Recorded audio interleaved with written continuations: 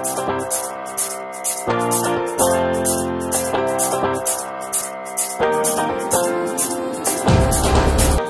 tardes, nosotros somos el equipo número 1 y a continuación les vamos a hablar sobre el siguiente tema, el campo de la ética y la Moralidad y eticidad tienen que ver fundamentalmente con la manera de concebir a la condición del ser humano. Eticidad es la expresión fundamental de la naturaleza humana que consiste en decir que entra en el conjunto de recursos de la acción a los que se nos presentan alrededor. El punto de vista de Sabater consiste en lo siguiente. La moral es el conjunto de comportamientos y normas que la mayoría de quienes nos rodean solemos aceptar como válidos. Ética es la reflexión sobre por lo que consideramos válido y la comparación con otras morales que tienen personas diferentes. Ética y moral se distinguen simplemente en que mientras la moral forma parte de la vida cotidiana de las sociedades y de los individuos, no la han inventado los filósofos. La ética es un saber filosófico, mientras que la moral tiene apellidos de la vida social, como moral cristiana, moral islámica, moral socialista. La ética la tienen los filósofos como la aristotélica, estoica o kantiana. Es pues un tipo de saber práctico que pretende orientar la acción humana en sentido racional.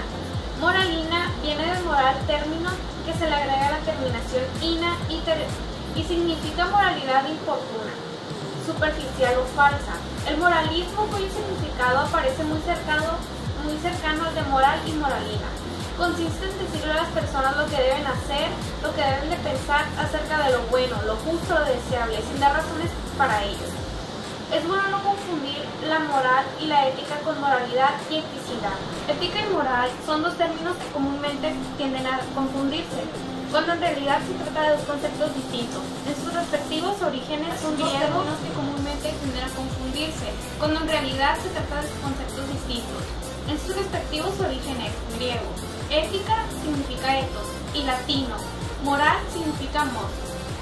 Ambos significan ciencia del carácter o de las costumbres. En el campo de estudio de la ética, entendida como disciplina filosófica, se hace necesario trasciende el lenguaje cotidiano. Para Adolfo Sánchez Vázquez, la ética es la teoría o ciencia del comportamiento moral de los hombres en sociedad, y la moral es el conjunto de normas aceptadas de manera libre y consciente que regulan la conducta individual y social de los hombres. Presentaremos dos teorías. Estas nos permiten explicar que uno de los rasgos de la ética es su carácter histórico. La teoría ética en los pueblos antiguos de Oriente. En los antiguos pueblos de Oriente no podemos hablar de teorías éticas al estilo de un Platón o de un Aristóteles, ya que no existía una teoría ética por su no tan avanzado conocimiento filosófico y racional. A continuación se presentarán los factores que impidieron la construcción de una teoría ética. El predominio de la mentalidad mítica y racional. Las leyes naturales y normas morales eran para estos pueblos provenientes del más allá. Dependían de la voluntad de Dios, la moral, los derechos y las costumbres, todo tenía que ver con el prestigio religioso.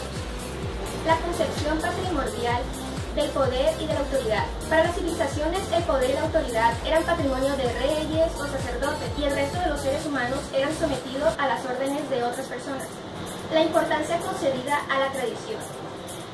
Esta era la transmisión oral entre padre e hijo sobre mitos y ritos importantes del pasado.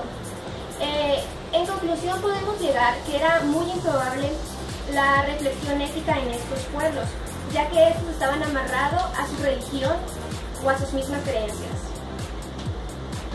Tema 1.2.2 Los sofistas. Bueno, se dice quienes los sofistas vivieron en el siglo V a.C.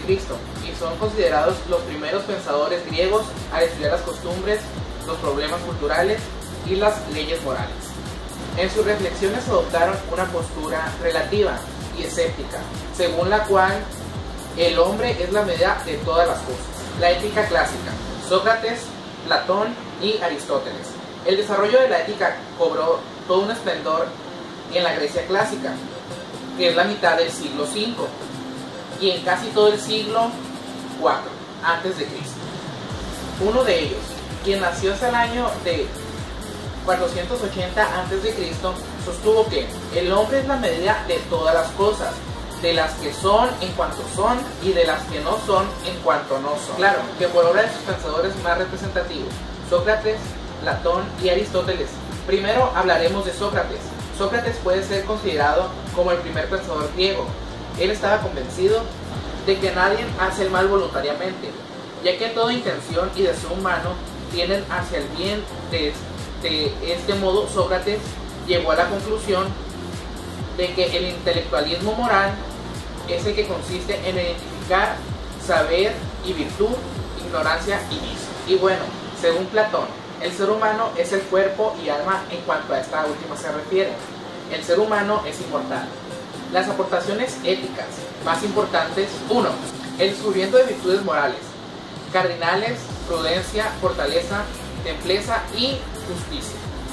2. La valoración de la gimnasia y darle ciencia o del equilibrio entre el alma y el cuerpo. Mente sana, cuerpo sano. Escuela epicúrea. Fue fundada por Epicuro de Samos. Los epicureos tendieron a minimizar la importancia de las necesidades y de las desgracias humanas y a enseñar la autarquía y la perfectibilidad. El término autarquía significa que una persona debe abastarse a sí misma, no necesita de nadie, y a no preocuparse de las riquezas. La palabra imperturbabilidad designa la capacidad de la persona para alcanzar el auténtico placer. Epicuro formula las siguientes recomendaciones: no hay que tener miedo a la muerte. Si somos la muerte, no es. Si la muerte es, no somos. No debemos temer a los dioses, porque los dioses no se preocupan de las cosas humanas. No hay que preocuparse por los dolores. Los dolores fuertes o bien se acaban o bien el estoicismo. Para los estoicos, el hombre virtuoso se caracteriza para aceptar el orden cósmico y mostrarse apático o imperturbable ante los avatares personales y sociales. El estoicismo fue fundado por Zenón de Sitio. Al igual que Sócrates y Aristóteles, para el estoicismo, el deber principal del ser humano consiste en esforzarse para ser virtuoso, por la virtud es el único bien absoluto de los seres humanos. Ética cristiana. San Agustín. San Agustín rechazó el intelectualismo moral de los griegos y basó su ética en la religión cristiana. Según él, cuando la voluntad propia ordena nuestra conducta de acuerdo con el mandato y las leyes divinas, nuestros actos son buenos. En caso contrario, son malos. También afirmó: no hago el bien que quiero, sino el mal que no quiero. Santo Tomás de Aquino fue un filósofo cristiano que intentó hacer compatible el intelectualismo griego con la doctrina cristiana.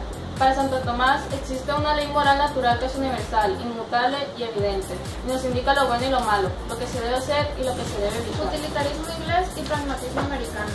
El inglés contra Batman afirmaba que la felicidad de las personas coincide con la satisfacción de sus ética marxista. La ética marxista ha tendido a poner en relieve las injusticias económicas y sociales para conseguir la igualdad social. Desde esta perspectiva, el sistema capitalista se divide en dos: los capitalistas, que son los ricos, los dueños de los medios de producción, la clase alta, y el proletario, que son los pobres, ética existencialista. Este es un movimiento surgido en 1925 en Alemania y Francia, que centra sus preocupaciones éticas en las condiciones sociales contemporáneas y en los problemas de libertad y de la responsabilidad moral. Para este movimiento, el ser humano es libertad, es decir, la libertad es la característica propia y esencial del ser humano. Este grupo promulga que cada vida posee un sentido que ella ha elegido. Por tanto, hablando moralmente, lo único importante es decir libremente. La ética del discurso viene siendo una de las últimas teorías éticas que se han construido en el ámbito de la filosofía e incorpora las aportaciones de dos de los más grandes filósofos del momento, Karl Otto Appel y Jürgen Habermas.